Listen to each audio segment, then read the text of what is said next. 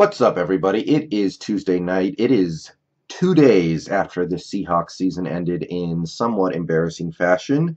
And I was going to take a few weeks off from making videos. I was going to let at least most of the playoffs play out before I started talking about the future. But sometimes the future reaches out and grabs you. And there's been a bunch of stuff that's happened in the last 48 hours with just this team. Obviously, league-wide, Black Monday saw some firings and some rumored hirings, but just with this team, Tom Cable and Chris Richard are both supposed to have head coaching interviews with, I think, the Colts and maybe the Lions.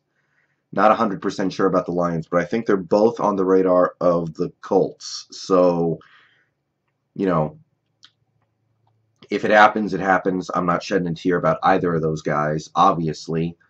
Neither of them are so great that they were able to do an extraordinary job last year, so I can't feel too bad about losing them.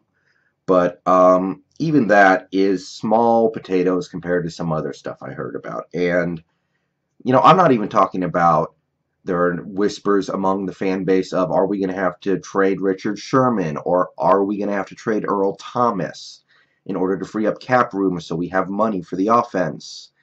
That stuff's all on the table. I think both those guys are coming into the last year of their contract. They've been injured a bit lately. They're getting older. It's not impossible, but I'm not even thinking about that. That is minor compared to the seismic shift that could happen at the top. So it would seem it is possible that John Schneider will be heading to Green Bay. That is the rumor that really has my attention right now. John Schneider, general manager of the Seattle Seahawks since 2010. Took over, I think, mid-season 2009, or maybe he came on right after that season ended, but he's been here for the better part of a decade. He built the team that brought home a Super Bowl win and 2 straight Super Bowl appearances, and now totaling 9 playoff wins over, 8 seasons? So that's really got me thinking, because that is something that changes the future of your franchise in a way that no player or single coach, with the exception of maybe head coach, can even approach. Richard Sherman's and Earl Thomas's, they're special. They come and go. Having a good GM, having a bad GM, it's tough to overcome that, and it's tough to screw it up too much when you have a good GM. So this is going to be a video in a couple parts. First, John Schneider has long been a revered person in the Seahawks organization as a bit of a genius. And I want to talk about why he earned that moniker. So I've made a video about this before, but I'm going to go ahead and do it again. 2010, that was the year that John Schneider really got to start making the team his. He hired Pete Carroll. Pete Carroll immediately started cutting the fat out of this roster, getting rid of players he didn't like. TJ Houshmandzadeh was gone like a year after we signed him. Deion Branch was out of town. Excuse me, guys. It was just a purge. And John Schneider was a big part of that too. So let's take a look at how John Schneider built the 2010, the Seahawks of this decade. So I made a bunch of scribbles here. I'm going to share the camera with some scribbles I made on a whiteboard. This represents the drafts that the Seattle Seahawks had over a 3-year span. We're going to go through them year by year, but this represents the draft plus undrafted free agent output over 3 seasons for these Seahawks after John Schneider came on board. 2010. Right away, boom, boom. Earl Thomas, future Hall of Famer, future Gold Jacket man.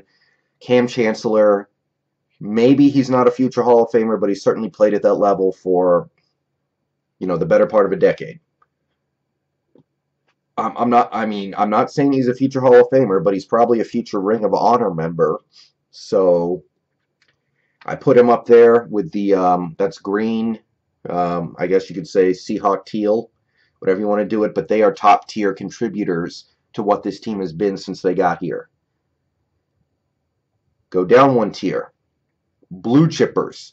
Guys who played at a high level for the Seahawks for as long as they were here.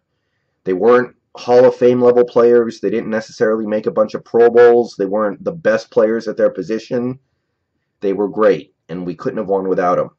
Russell Okung made a Pro Bowl or two, actually, before he started getting hurt. He had problems in his game. We let him go at the end of his rookie contract, but he was a really good left tackle. He helped us win a ring. Golden Tate, second-round pick. It took him a couple years to figure out the NFL game, but once he did, he did. And he was a really good number 2 receiver for us. And when Sidney Rice went down the year we won the Super Bowl and Doug Baldwin wasn't Doug Baldwin yet, he was solid. And now he's gone to Detroit, and we've seen how great he really is. Whatever he didn't do in Seattle can be attributed to the simple fact that we didn't throw the ball that much when he was here. Golden Tate, blue chipper. And then we have Walter Thurmond. Great nickel cornerback. One of the best nickel cornerbacks that's ever passed through Seattle while Pete Carroll was here, and that is saying something. He might be the best in terms of how good he was in his prime. After here, he went to Philadelphia, and he was really good there too. And then he retired.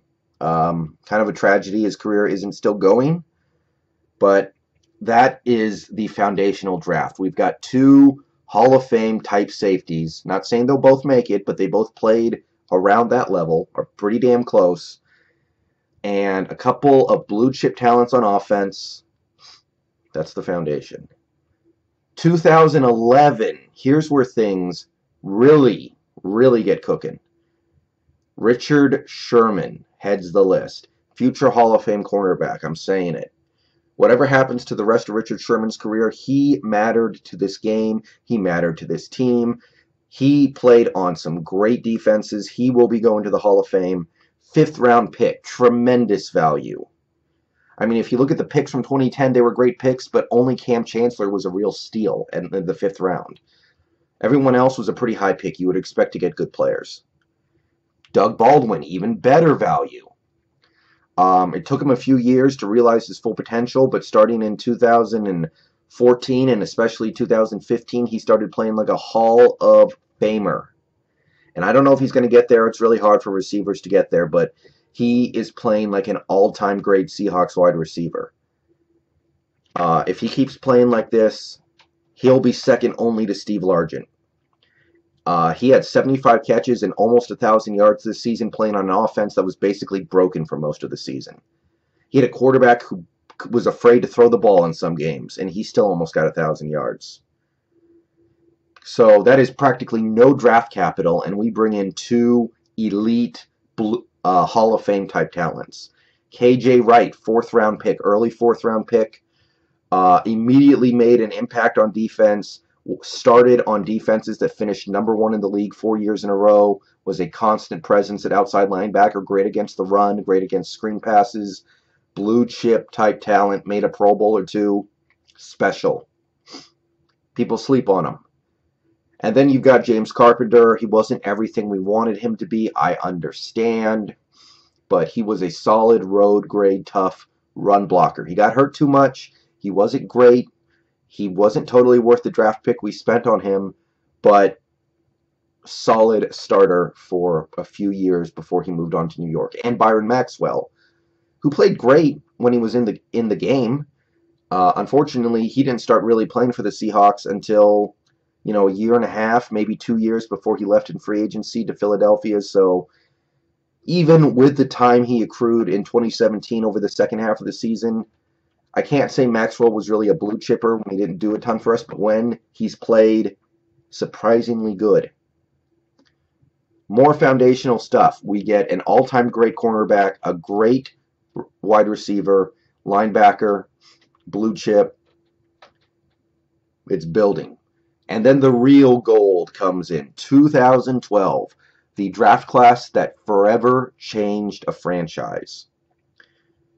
Russell Wilson, I'm hard on the dude, but he is on a future Hall of Fame track, and we all know it. He's got a Super Bowl ring. He's got great stats. He starts every game.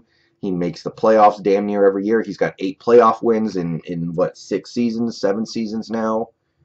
Bobby Wagner, the core, the middle of the defense that was number 1 in the league 4 years in a row, number 3 the next year, now this year number 11. So he was the centerpiece of an all-time great defense.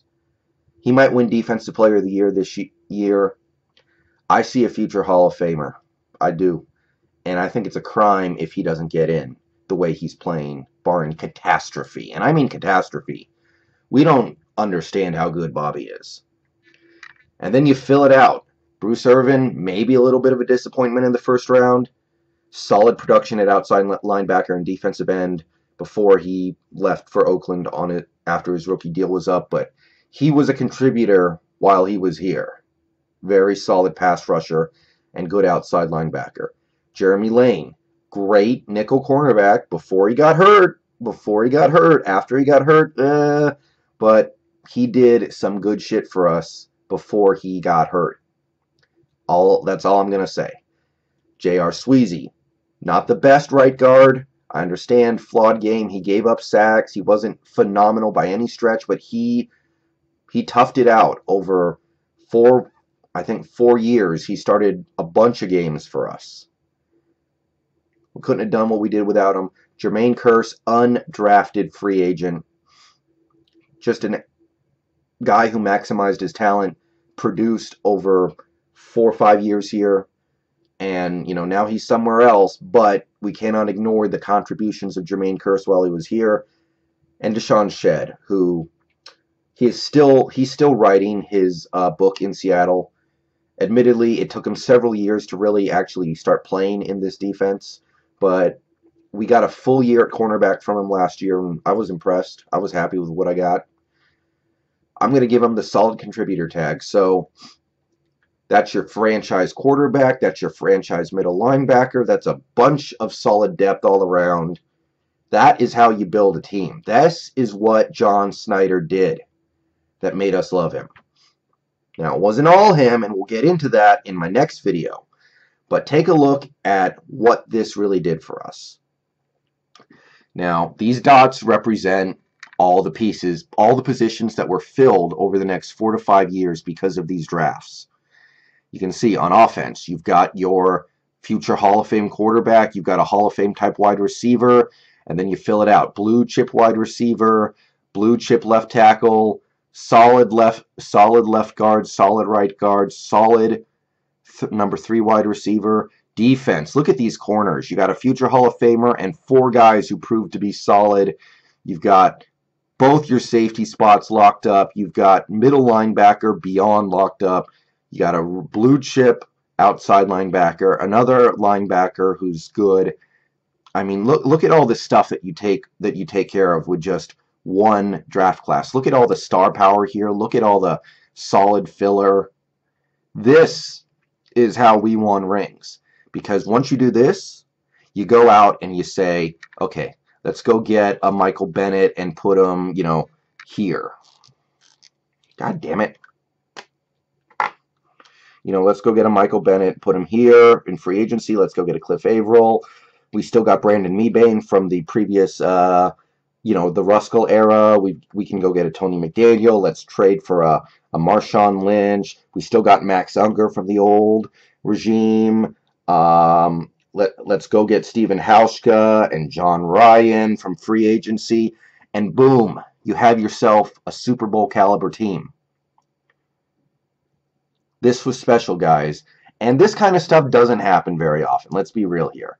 You cannot expect to maintain this level for year after year after year. But as we go forward in what is going to be a 2-part series of videos, let's remember what happened here and allow it to give us some context for what happened after. Because this is special. All right, so that's what made us love John Schneider. But if he does indeed leave for Green Bay sometime this offseason, let's talk about why maybe it is time to try something different. See you guys later.